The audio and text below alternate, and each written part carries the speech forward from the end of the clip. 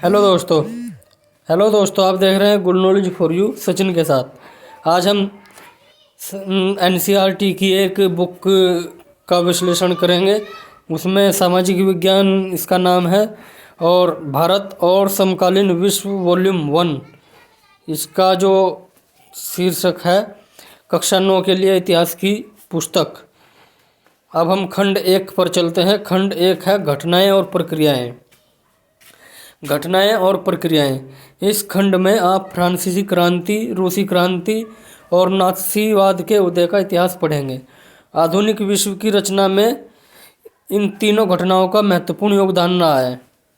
अध्याय 1 में हम फ्रांसीसी क्रांति के बारे में पढ़ेंगे। आज हम मुक्ति, स्वतंत्रता, समानता को सहज, सुलभ और सामान्य मानकर चलते हैं, लेकिन हमें यह याद रखना चाहिए कि इन सब का भी एक इतिहास रहा है। फ्रांसीसी क्रांति के जरिए आपको इस इतिहास के एक हिस्से को समझने में मदद मिलेगी। फ्रांसीसी क्रांति ने फ्रांस में राजतंत्र को समाप्त कर दिया था। विशेष अधिकारों पर आधारित व्यवस्था से शासन की एक नई व्यवस्था उदित हुई। क्रांति के दौरान तैयार किया गया मानव अधिकार घोषणा पत्र एक नए युग के आगमन का द्योतक था। सबके एक समान अधिकार होते हैं और हर व्यक्ति बराबरी का दावा कर सकता है। यह सोच राजनीति की नई भाषा का हिस्सा बन गई।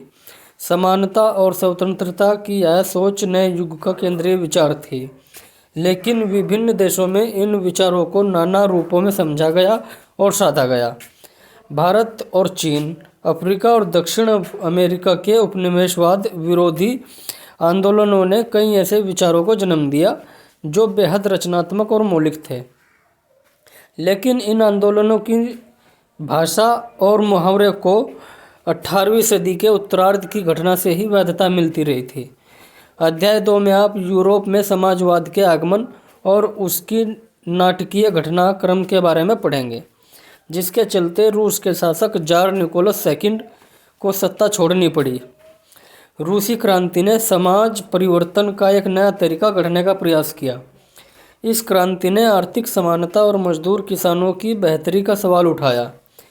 इस अध्याय में आप नई सोवियत सरकार द्वारा शुरू किए गए बदलावों और उसके सामने आई समस्याओं और उससे निपटने के लिए सरकार द्वारा उठाए गए कदमों के बारे में जानेंगे।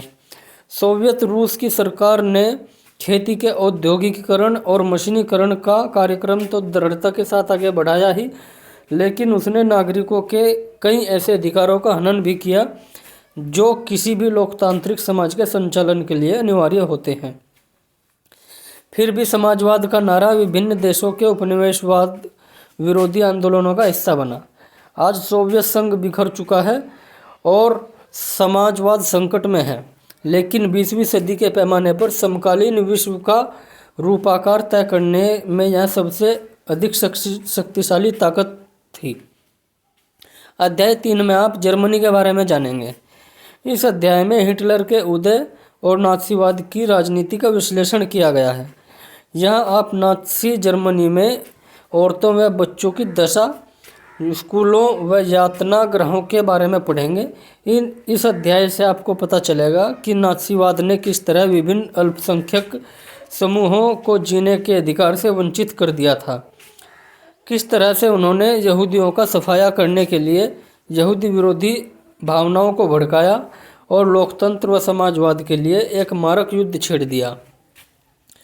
नात्सीवाद के उदय की कहानी सिर्फ कुछ घटनाओं, सत्ता की पैशाचिक चाह, हत्याकांडों और मौत की कहानी भर नहीं है।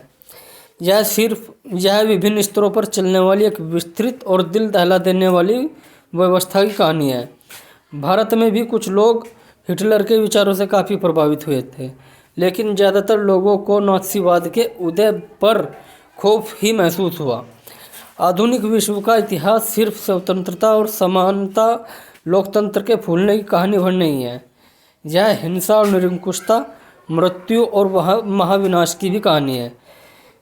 यह एनसीईआरटी का एक टॉपिक था। इसमें हम अध्याय 1 इसमें फ्रांसीसी क्रांति नेक्स्ट वीडियो में कवर करेंगे।